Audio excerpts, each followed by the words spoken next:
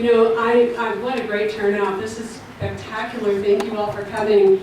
I was taking notes while Antoinette was talking, and I want to welcome her. We've had the Cisco McSorley for our partner for so many years. It's really a change for us. But we have him in a good position in probation and parole.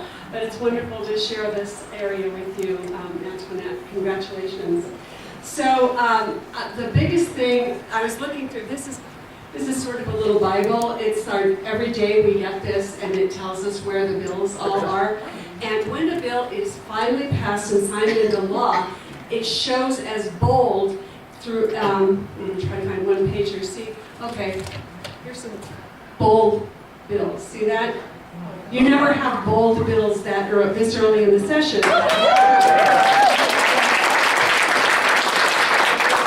It's because we had the rocket docket. And that was an idea of leadership, but Republicans were included in the figuring out which bills would be considered. The bills had to have had fewer than 5 votes cast against them, both bodies together, and there were committees of Democrats and Republicans in the House anyway that selected the bills. We have 42 of them signed into law.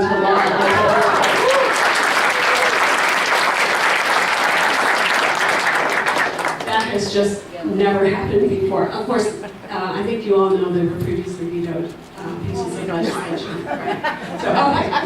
So I'll do a little of what Antoinette did, but first let me just say that I'm not on my list of bills, although I do have one criminal justice reform bill, but just the huge topic of criminal justice reform, and we've been working so hard on it in the interim. We had 24 extra meetings in the committee that I co-chair.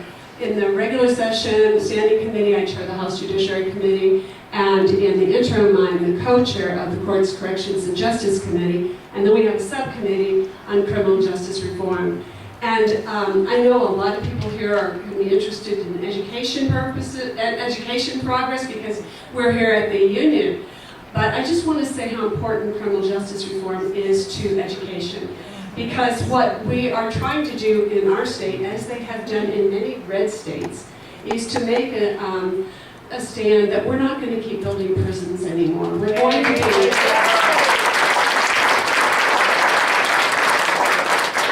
be putting that money into upfront funding, including education, and I hope early childhood as well.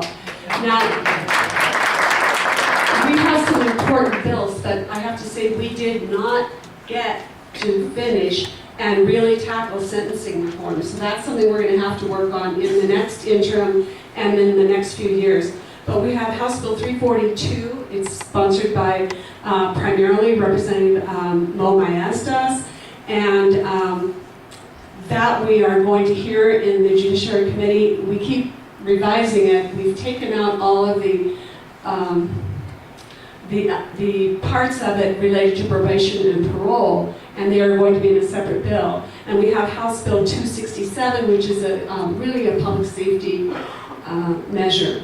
All of these, everything in them is designed to try to help our communities be safer. After someone is incarcerated, we're hoping that he or she comes out of prison a better citizen than when originally incarcerated. So and getting them reconnected with the communities as quickly as possible, and actually staying connected while in prison. So those are going to be really important things, and will really have a very positive effect on education. Very quickly, my bills, I'm the House sponsor, and with Senator Mimi Stewart, and she'll take it on the Senate side of national popular vote. And we did pass that.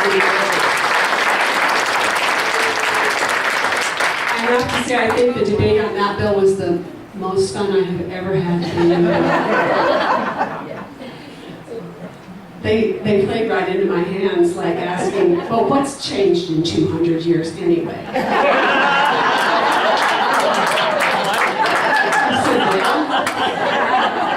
Only white male property owners could vote then, for one.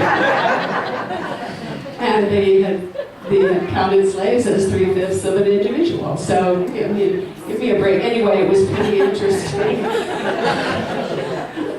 Representative Christine Trujillo, who was supposed to be here today and is sick, and I are co-sponsoring a bill, and just made it through the House as well. It's a really simple concept. It's called Safe Harbor. What we're trying to do is make it absolutely clear that a child under the age of 18 who's engaging in an act that would be prostitution if she were an adult is under the age of consent and therefore is not a delinquent.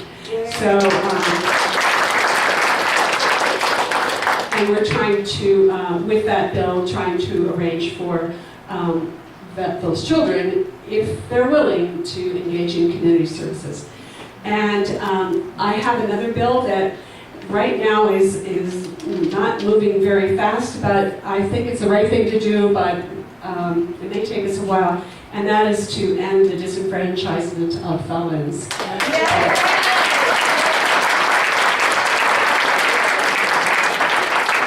I'm bringing back my Pregnant Worker Discrimination Act and the Pregnant Worker Accommodation Act that Governor Martinez vetoed, and just to allow really employers with 5 or more employees must make reasonable accommodations unless, and we have 9 factors to be considered whether they can actually do it or not. Some businesses are just too small, they're too remote, and it might be hard if you had, say, this is your only person who mans the phone, and then or woman's the phone, and she just can't be at work all the time. So, I think there are a lot of elements that allow an employer to opt out, but of course the business community is not happy with it. So I see that we have Maggie Washburn here, and some of us are working on an appropriations bill to fund the STEM boomerang to bring our highly trained scientist students back to New Mexico to stay and work. So Maggie, raise your hand just for you. But there's some just huge bills. I've got an Environmental Review Act, and it's the moment is that this is the Chicken Little moment, I'm calling it. The emails that are going out is this will end business in New Mexico. If we're going to review environmental projects over $2 million that aren't already covered by the EPA.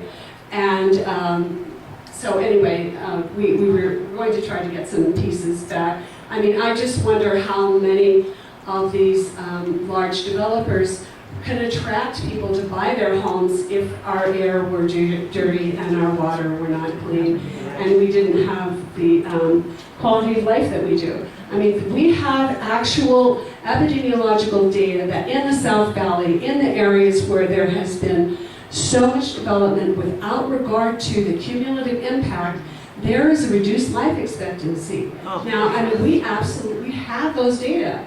This is evidence-based. So anyway, that's what we're working on. There are a lot of environmental bills. I understand that we have a chance this year to enact legislation that we will be 100% renewable energy in 26 years. We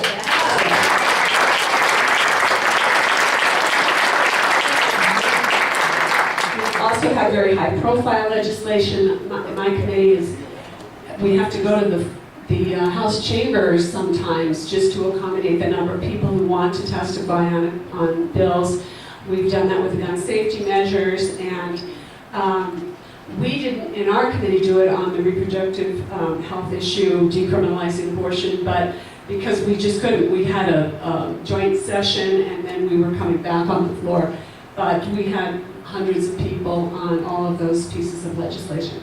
So with that, I think, do you want to turn it over to Cheryl Mehta? Do you want to introduce our majority leader, who's the most senior